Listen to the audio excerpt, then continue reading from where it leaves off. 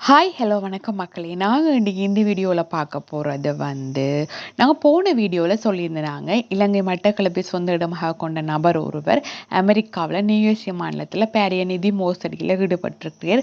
அவர்கிட்ட தகவல்கள் நாங்கள் பிறகு தாரம்னு சொல்லியிருந்தோம். நாங்கள் வாங்க இன்றைக்கு அவரை பற்றி தான் பார்க்க போகிறோம்.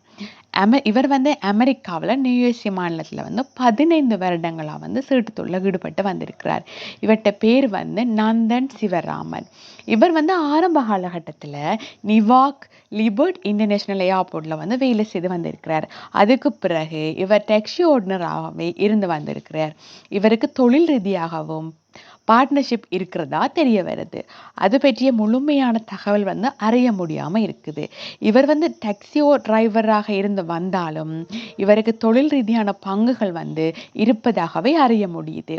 இவர் நிவாக் நியூஜெர்சியில் இவற்ற மனைவி மற்றும் 2 பிள்ளைகள், மாமனார் மாமியார் மைத்துனன், அதாவது மனைவியின் தம்பி ஆகியோருடன் வாடகை வீட்டிலேயே வசித்து வந்திருக்கிறார்.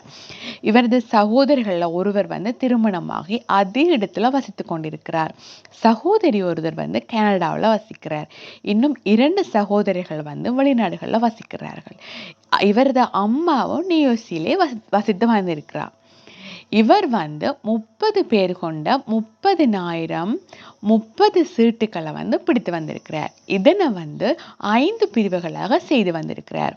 ஆரம்ப காலத்தில் இவர் இந்த தொழிலை நல்லபடியாக செய்த மேலும் மேலும் ஆட்களை சேர்த்து இதனை விரிவடைய செய்திருக்கிறார். இதனோடு ஆட்களிடம் வட்டிக்கு காசுகளை வாங்கி வட்டி தருவதாக கூறி வந்திருக்கிறார்.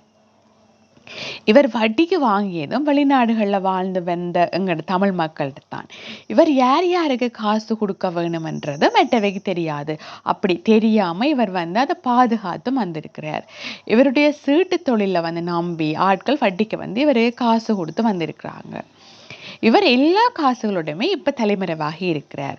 காணாமல் போன நாளில் இருந்து பெருந்தொகையாக கொடுக்க வேண்டிய நபர்களுக்கு தொடர்புகளை ஏற்படுத்தி ஆறுதல் சொல்லி காசு தருவதாகவே சொல்லி வந்திருக்கிறார்.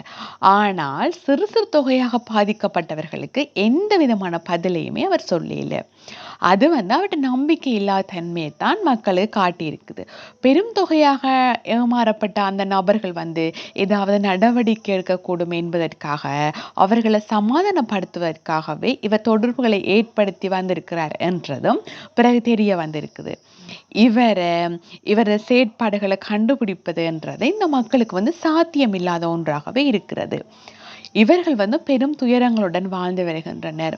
சீட்டு கட்டி வீடு வாங்கலாம், கார் வாங்கலாம், திருமண விழாக்களுக்கு செலவழிக்கலாம் நினைத்து செய்த இவர்களது கனவு நாசமா போய்விட்டது. இதனை இவர்களோ இவர்களது சந்ததியோ எவ்வாறு தாங்கிக் கொள்வார்கள் என்பதும் கேள்விக்குறியாகவே இருக்கிறது.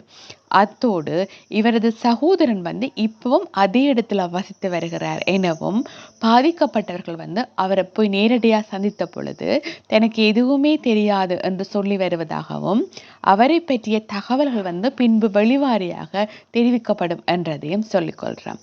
இது போன்ற தகவல்களை தெரிந்து கொள்வதற்கு எங்களுடைய நாம் தமிழ் சேனலை சப்ஸ்கிரைப் பண்ணுங்க, ஷேர் பண்ணுங்க, லைக் பண்ணுங்க.